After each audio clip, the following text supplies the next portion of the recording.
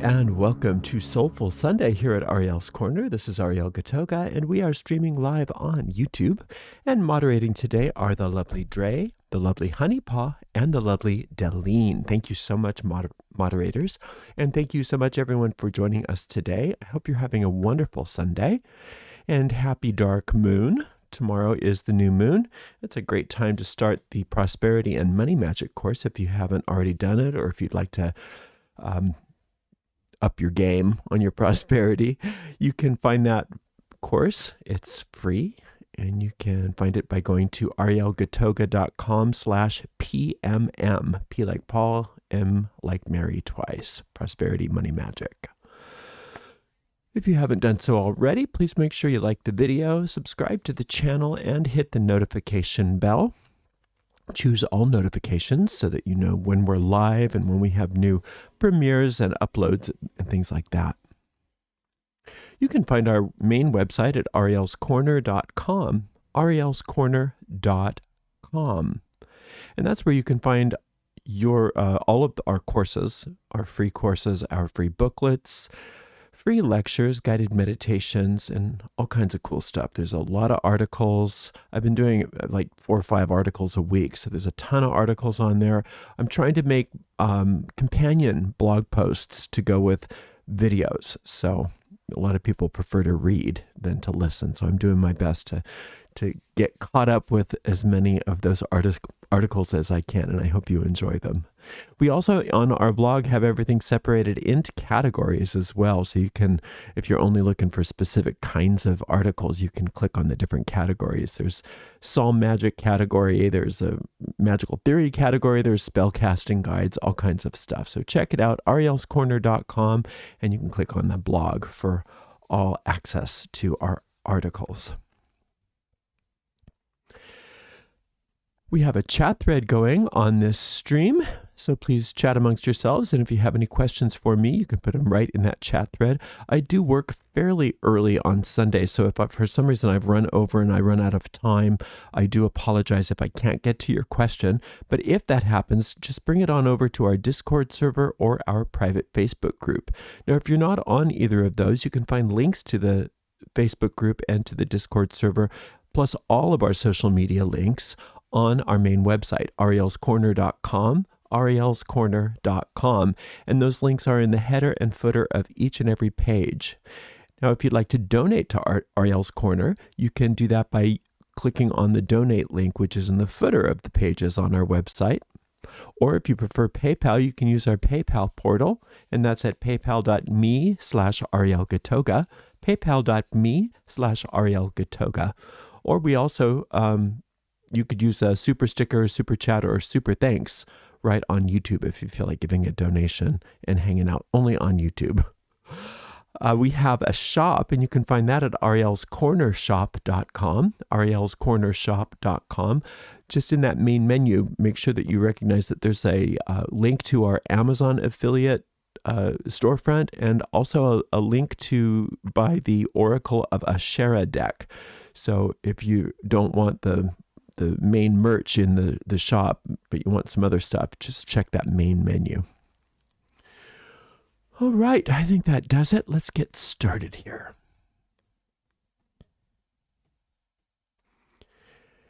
If you are in a place that's safe and appropriate, please close your eyes and begin to take some nice, long, slow, deep, relaxing breaths in through your nose and out through your mouth. With every inhale, feel more light and peace entering your body and mind. With every exhale, allow yourself to let go of the tension in your body, along with anything in your mind you do not want. Inhaling peace, exhaling as you let go. We picture ourselves on top of a beautiful mountain, in the center of a circular grove of trees. In the center of our circle, a bonfire blazes forth, and it lights us and the grove with a sacred golden light. This is the light of perfect love and perfect trust, and it easily and efficiently burns away everything unlike itself, leaving us safe and serene. Into this sacred space, we invoke the presence of our Creator. To many of us, our Creator reveals themselves to be a mother and father, a goddess and God. We also call upon our angels, our guides, and our teachers. We ask that we be guided as we walk upon the way, helping us to become happier, more peaceful, more magical, more powerful, more effective, and more loving people. Blessed be. One of the main ways to ensure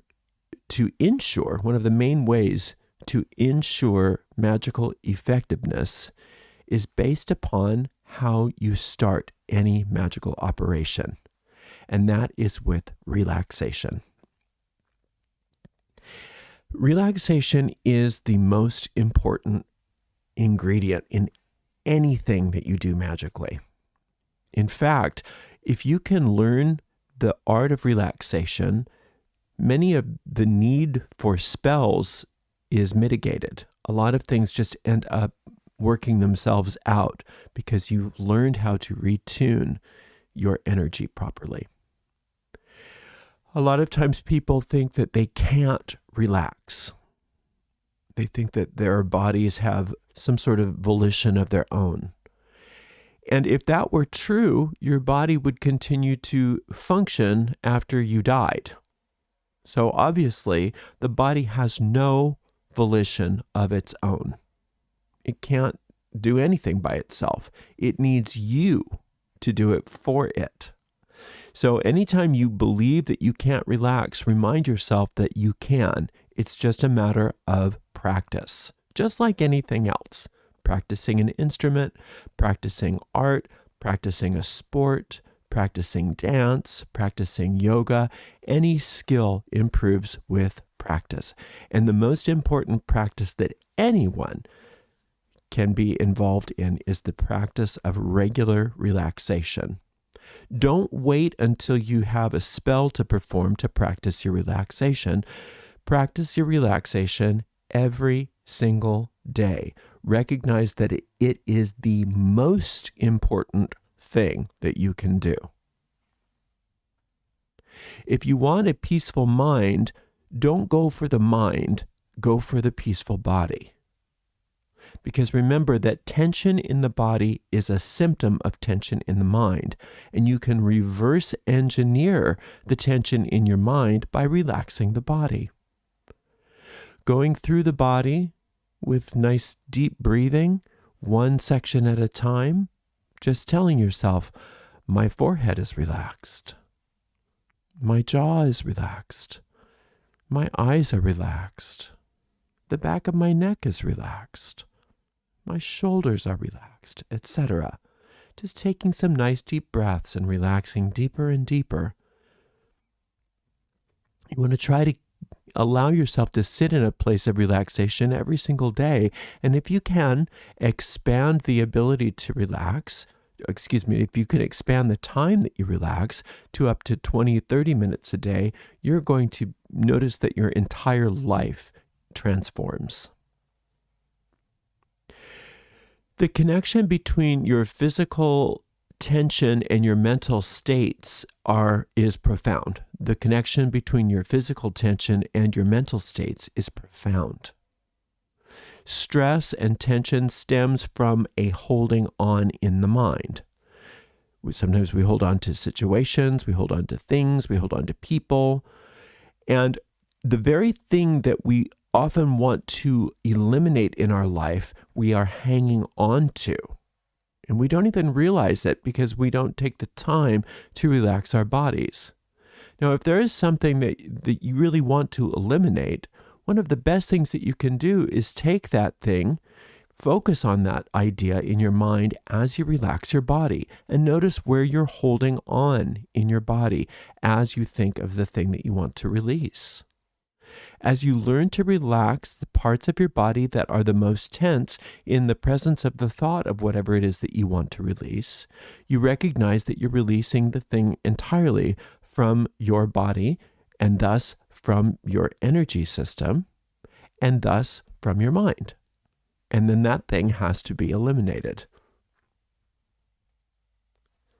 When you clench your hands, when you cross your arms, when you furrow your brow, when you clench your teeth, those are all indicators to you from your body that your mind is holding on to something.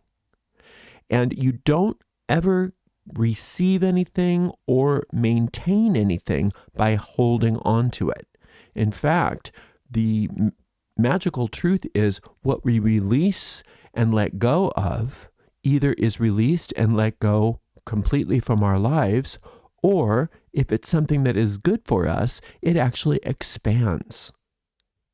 So you're either holding on to something you don't want and not letting it dissipate, or you're holding on to something that you do want and you are strangling it and not allowing it to expand. Either way, the tension that you're holding on to is not helping.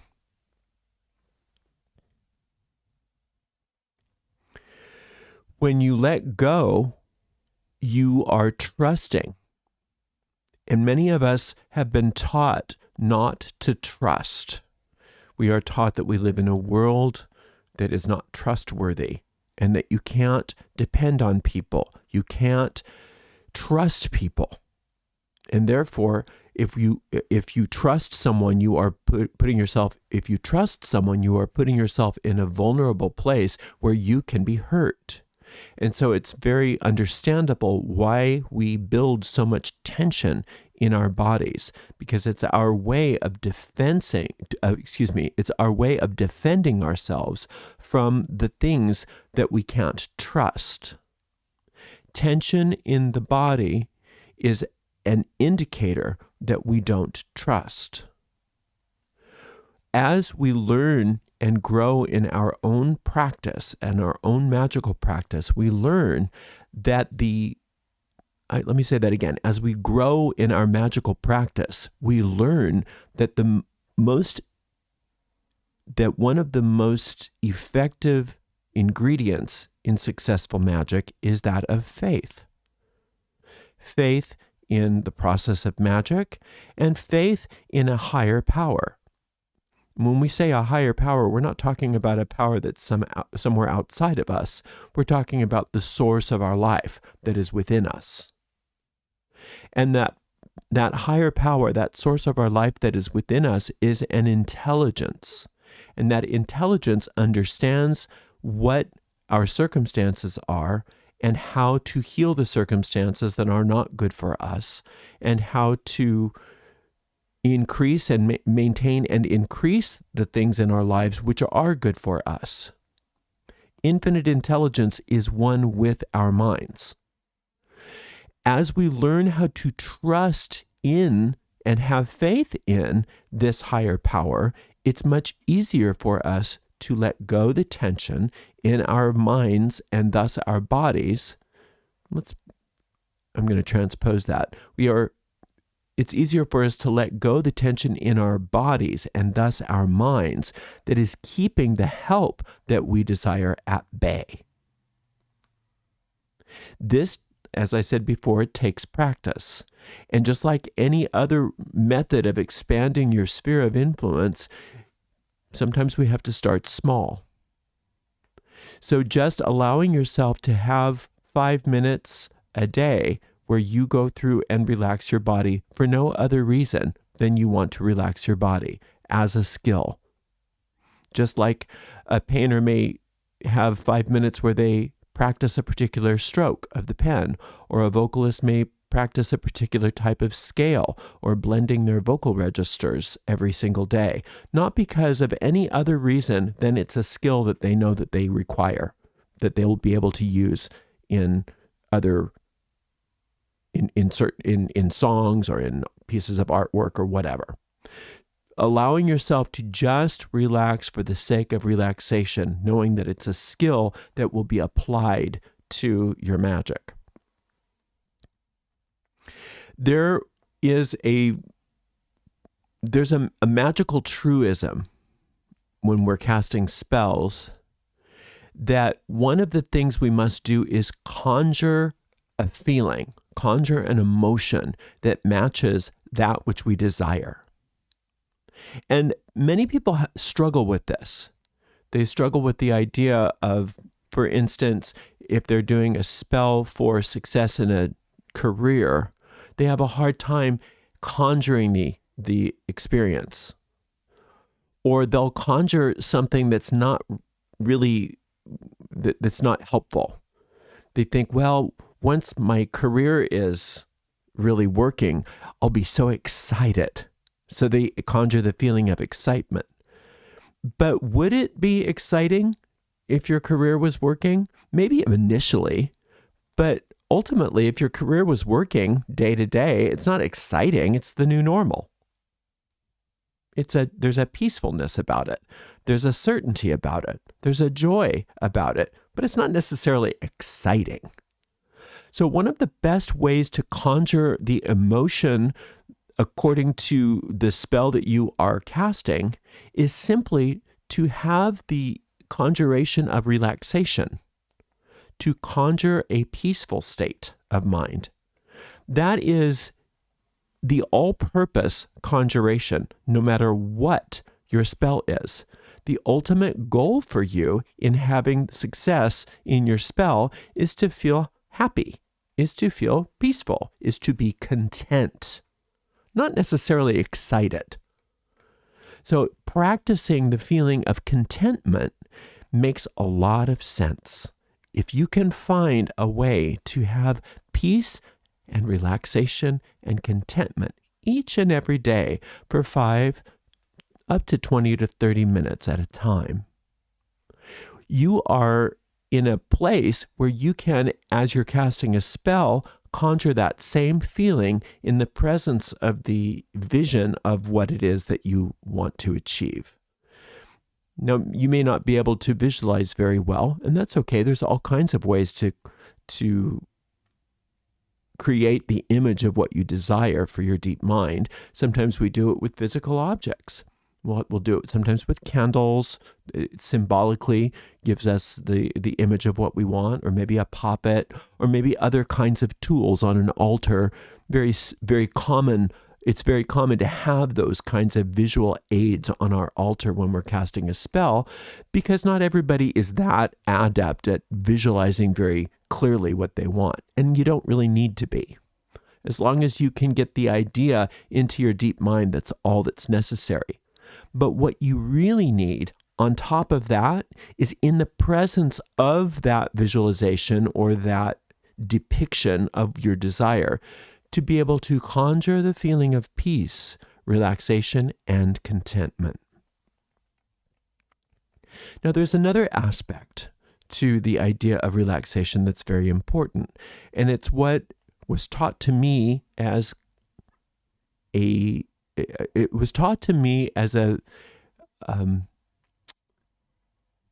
term that was used when I learned this concept was the mental shield. There is a shield that is held in place when we are awake during our day that keeps a sense of a feeling of defensiveness about us, where we feel somewhat safer in the world. That's that mental shield. But the mental shield is really not as safe as we think it is. It's a device that we have, a mental device that we all have, that is held in place by tension.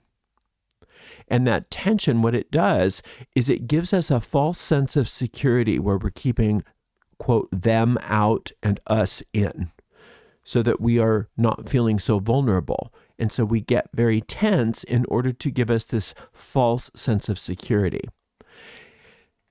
It's questionable whether that's effective. It's questionable whether that's a healthy thing to do. But it's definitely not an effective thing to do in the midst of a magical operation. So you definitely want to have that mental shield lowered while you are working your magic, because otherwise your magic doesn't have any way to project the thought form onto the screen of space, because the idea of projecting the thought form onto the screen of space is nullified by the mental shield that you have erected through the tension in your body. You can always determine the intensity of the shield that you have erected based on the level of tension that you carry in your body. Now, it's important to know that it's not that you're bad or wrong or faulty or stupid or any of those other adjectives that you can come up with because you have a mental shield or you discover that you have a lot of tension in your body. You are part of the human race, is all that means. You are just like the rest of us. So it's not that everybody else is in on this secret except for you. You're just like all of us, that you carry around tension, you have a mental shield erected, you keep everything out based on the idea that you're somehow keeping yourself safe through tension. It's normal. Everybody does it. What's not normal is to lower that mental shield every single day and to experience what it feels like to live in a state of trust, to live in a state of peace, to live in a state of relaxation and joy, contentment. That's not normal. And that's the good kind of not normal. And I encourage you to be less normal at least once a day. As you become more skilled at sitting in relaxation, sitting in contentment, sitting in that place of defenselessness once a day, you have a skill that you can apply to many, many situations because you've been practicing. Once you learn how to relax and lower that mental shield and keep it down for a significant period of time, then you are in a place where you can, in the real world, out in the field, experiment with it. Usually when there's a big problem, that's when people get tense. When there's a big problem and people have to figure out the big problem, that's when you see their brows start to furrow, their jaws start to clench, their fists start to clench, and they think, this is good for me to be tense because it shows how serious the situation is and how I'm figuring things out.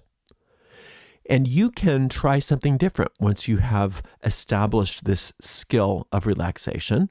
While you're in the midst of a problem, you can say, I'm going to do a different thing. I'm going to lower my mental shield in the presence of this problem.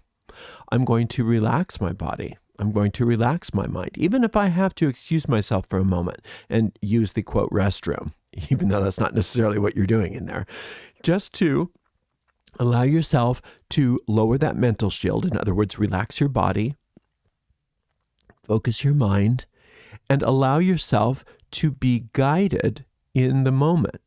What you'll soon notice is sometimes things just spontaneously start to work out in your presence because you've lowered the mental shield. Sometimes you'll get amazing inspiration and direct instruction from your guide as to what to do. All kinds of wonderful things happen in the presence of this relaxation, in the presence of a lowered mental shield. And it's counterintuitive to the way we have been taught to conduct our lives. We've been told, not necessarily by words, but monkey see, monkey do, that when things get tough, we get tense.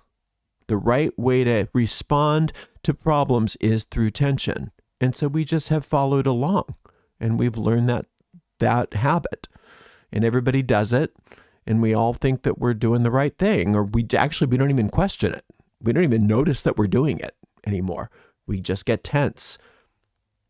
And so when you have this new skill available, you can make a very concerted and conscious decision to try a different method to deal with whatever the problem is. And that's just to relax. To relax, let go of the tension, let go of the defensiveness, and allow that higher self within you to come forward. And like I said, sometimes you don't even have to do anything. In the presence of that relaxation, things just start to work themselves out. Why do you think that is? Well, when you are allowing your mental shield to lower, when you are relaxing, you are attuning yourself to the real you. The real you isn't a tense being. Your soul doesn't have tension. Only the ego has tension. And so when you allow yourself to disassemble the tension in your body, you're also disassembling the ego in your mind, at least in that moment. And you can't live in two worlds at once. You can't live in the world of the ego and in the world of the soul at once. So when you have decided to move, at least for that moment, into the world of the soul, then the soul can take over. And the soul is always connected to the infinite. The soul is always connected to the solution. The soul is always connected to everything that you need at any moment of time and point of space. And so things often will work out spontaneously just through your decision to relax, and you don't need a magical operation necessarily. It's a fascinating topic because it's so opposite of what we believe in this world. It's so opposite of everything that everybody's doing. You just turn on the news. Nobody's practicing relaxation. No world leader is practicing relaxation anywhere. But if you were to allow yourself to, in the scariest possible moments of your life, to change and to say, wait, I'm going to use my new skill that I've been practicing. I'm going to relax. I'm going to relax. Even if I have to excuse myself from the people in this room for a moment, I'm going to go relax. I'm not going to try to figure it out. I'm not going to try to force a solution. I'm not going to pretend like I know the best thing to do right now, because I know that I don't know the best thing to do right now because I'm in a state of tension. And so I know if I'm in a state of tension, a couple things are happening. If I'm tense, then I know I'm not trusting in the infinite. And if I'm tense, I know my ego's in charge of my mind, not my soul. So what I want is to be able to have my soul in charge of my mind at this moment and to trust in the infinite so that the infinite can work through me and take care of this situation for me. And so then you do that. You just excuse yourself if you need to, or if you're able to do it in the presence of other people, and just take a moment to relax your body. If you've been practicing this every day, it'll be easy for you to just relax your body. Just notice where your tension is and relax it. And when you relax it, notice that you have a different experience of the situation than you did before you relaxed it. And if you can continue that feeling of relaxation in the presence of the situation, you'll notice, maybe not immediately, but over time, the physical situation will start to reflect your feeling of peace and relaxation, rather than continuing down the road that it was on before you were able to relax.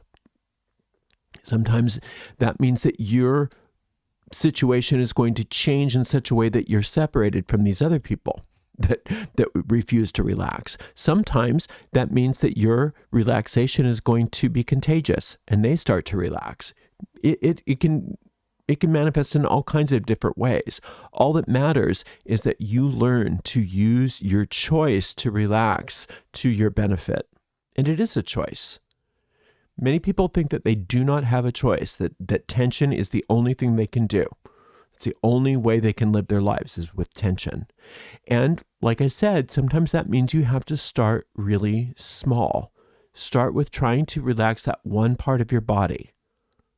Just that one part of your body that's the most tense. And if you can even have a small bit of relaxation, fine, you're done for the day. You've done a great practice that day, and you're going to practice it again tomorrow, and then again the next day. And schedule this in. The best time for me to practice this is first thing in the morning. My body's already a little bit on the relaxed side because I've just gotten up. And also, if I can get it out of the way the first thing in the morning, then I know that it's going to be done. If I keep putting it off, and I'll relax, in the middle of the day, or no, I'll do my relaxation before I go to bed, it may not get done. But if I just commit, I'm going to do it first thing in the morning, maybe not before coffee, maybe during or after coffee, but definitely in the morning before I get my day started, I'm going to make sure to have my relaxation session. Then what happens is that I'm always primed. I know that I have that skill of relaxation. I'm always capable at any moment in my day of being able to recalibrate where I need to. If things are going off the rails, I can recognize, well, where is this registering as tension in my body? Well, I do have control over the tension in my body. And so if I can let go of the tension in my body while I'm thinking of this, then I know that the thought form that's attached to the tension in my body regarding this is also being undone. And when that thought form is being undone, then the situation has to change. Like I said, it may not be instantaneous that the situation changes, but my response to the situation has been changed instantaneously through one simple practice, and that's physical relaxation, relaxing my body. I don't have to be a master of meditation. I don't have to be a master at not having my mind wander. I don't have to be a master of anything other than noticing where I'm tense and relaxing. Our bodies are amazing barometers of the mind. We can figure out what's going on in the mind based on the level of tension in our body. And it doesn't matter what part of the body corresponds to what part of the mind. You don't need to do that to yourself to get to turn it into something complicated. Just notice where the tension is when something is being experienced and learn to relax that tension. That's all that you need to do. When you can do that, you have control like you've never had. You have power over your situation. You have power over your mind when you can have power over the tension in your body. And when you have power over your mind, then you have power over your circumstances.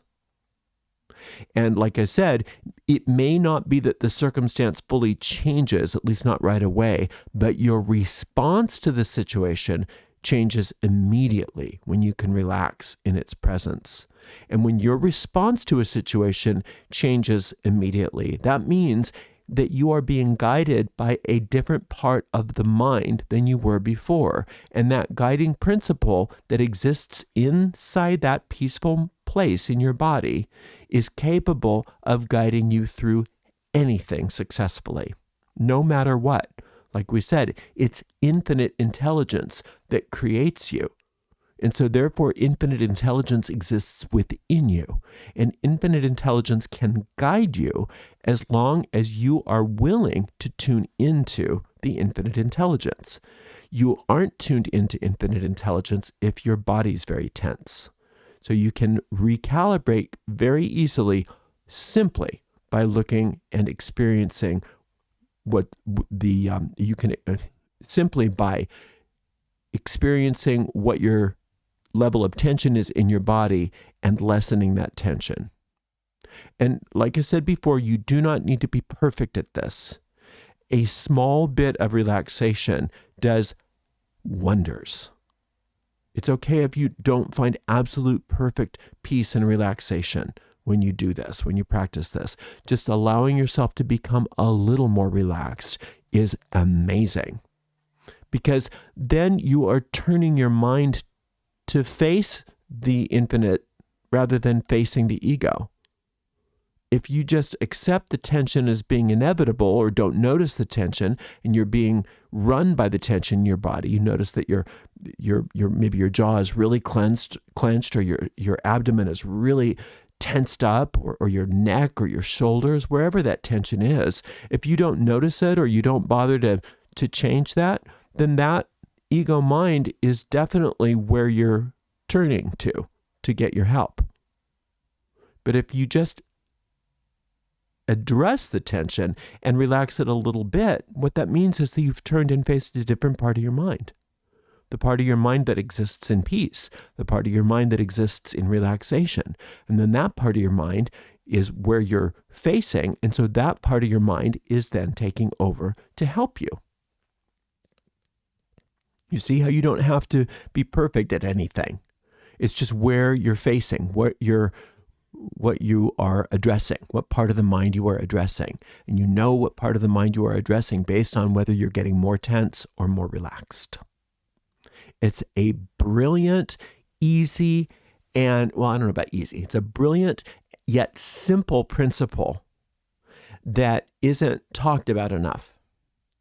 That physical tension is a wonderful barometer as to what part of the mind you are working with. And if you are willing and able to at least attempt to relax certain parts of the tension in your body, then you are facing a different part of your mind, which is the higher you, the soulful you, and the part of you that is connected to the infinite. And therefore, that part of the mind is capable of healing any situation. And you learn how to face that part of the mind on a daily basis as you learn how to relax the tension in your body. Give it a try this week. Give it a good try. Try to maybe do it for 7 straight days. And notice the difference that you have in your life overall before you started this practice versus where you are after 7 days. And you will most probably decide that this is a daily practice that is a good idea to incorporate forever, every single day, because you become better and better at your magic. You become better and better at feeling good. You become better and better at solving problems. And you also become better and better to be around. People will definitely want to be around you more if you're capable of relaxing. And the people that don't like being around you because you're too relaxed, it's okay to sometimes let those people go for at least for the time being. We don't want necessarily to surround ourselves with people who increase our tension. It's better for us to let go of those relationships if necessary, at least for a time, so that we can work on ourselves and not always have to combat personality conflicts, if possible, while we are learning the skill of relaxation. After we're better at relaxation, it's easier for us to be around tense individuals, and they don't affect us as much. In fact, a lot of times those people tend to heal in our presence just because it's contagious. Peace is just as contagious as fear. It's just that most of us don't understand that peace is something that's available to us at any moment, and it's available to us through the art of physical relaxation. Thank you so much for spending some time with me today. I so appreciate you. Until next time, blessed be. Okay, I have a question. How do I work through what I am clearly experiencing past life karma ASAP? Is there a meditation for that? I'm not so sure that you're experiencing past life karma. I'm not saying that you're not. It's just that it's not part of my worldview that we take on karma from one life to the next, because that wouldn't make any sense to me. Because rarely is the memory, the true pure memory of a past life brought into the current life, except for if you go through, extensive past life memory and things like that. So in my personal understanding of how things work, every life is completed before the next incarnation. So if you really do believe that it's a past life karma, that's fine. I'm not gonna say you're wrong. I don't want to do that. But you can deal with it in this life. That's for sure. Because if the past life karma was what it was all about, then you'd still be in that life, not this life. So whatever it is, you can relate it to this life. However, all karma can be overcome through something similar to what we were talking about today, through peace, through relaxation, and through connection with your higher self, through connection with your soul, because the soul is always the constant from lifetime to lifetime to lifetime, and it's beyond the personality. So anything that you can do to rise in consciousness and let go of tension and allow yourself to dissolve the ego mind is going to be, quote, dissolving karma. Remember, karma is cause and effect. And the only function for karma, for cause and effect, is to learn. And if you don't remember specifically what your past life was, then what would be the use of karma? It wouldn't be teaching you anything. But you can learn through whatever it is that you're going through. You can learn to overcome it in this lifetime. And the best way to do that is through techniques like what we're talking about today, is raising your consciousness. If I can relax and not need a magical operation, can I relax and not need to hear my inner guide? You can do anything you want. I don't know why you'd not want to hear your inner guide. I guess what you're asking is, can you relax to the point where, I guess you could, because what you'll do is your inner guide becomes the normal voice that you have in your mind, the normal motivator that you have. That's definitely our goal. So it won't sound like your inner guide anymore because it's just your normal thing. But most of us listen to a different voice. Very few of us listen to our inner guide throughout the day. Most of us will listen to that voice of the ego. So when we're listening to the inner guide, it does feel different. It's very different. But if you get to the point where you're so at peace all the time, and the only voice that you're listening to is your inner guide, it won't feel like your inner guide anymore because it's the only voice that you hear. And that's definitely our goal. Definitely. I have a question. How do I use psalm magic to make a glamour spell? I want to look and feel more beautiful. Any of them will work. Any of them will work for that. I don't know that you want a glamour though, because a glamour is something that fades.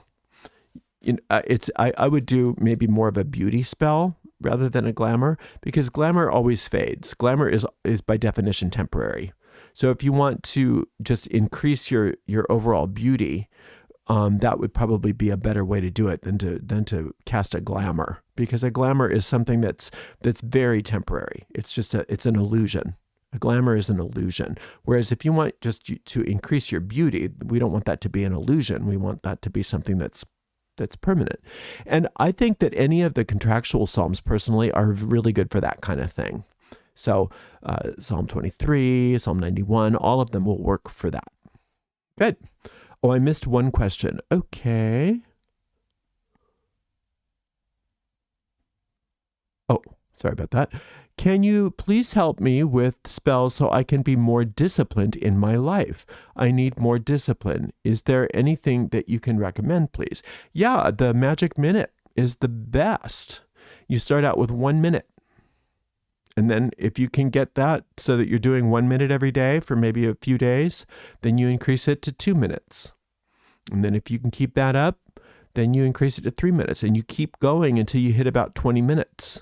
That's a great method of increasing your discipline. Not only that, but it helps you to learn how to focus and concentrate and not have your mind wander so much. And it makes your magic much more effective. That's my recommendation is find the Magic Minute meditation on my YouTube channel and learn how to do it. It's very easy to learn. You won't need to listen to the video more than once probably. And then just do it at least once a day. And make sure that you start out with just 1 minute so that you feel comfortable that you can do that 1 minute and then increase it minute by minute until you get up to 20. Don't rush it. If it starts to feel like it's a strain, pull it back again so that it's not quite so long. But over time, you'll increase it up to about 20 minutes and it won't feel like a strain at all. And then you'll notice that your discipline is reflected in many, many areas of your life. That's my recommendation. All right. Well, thank you for those wonderful questions. And thank you so much to the amazing moderators, Dre, Honeypaw, and Deline. And we will see everybody on Wednesday for Witchy Wednesday. And we're going to be off for the next couple of days. All right. Until next time, blessed be.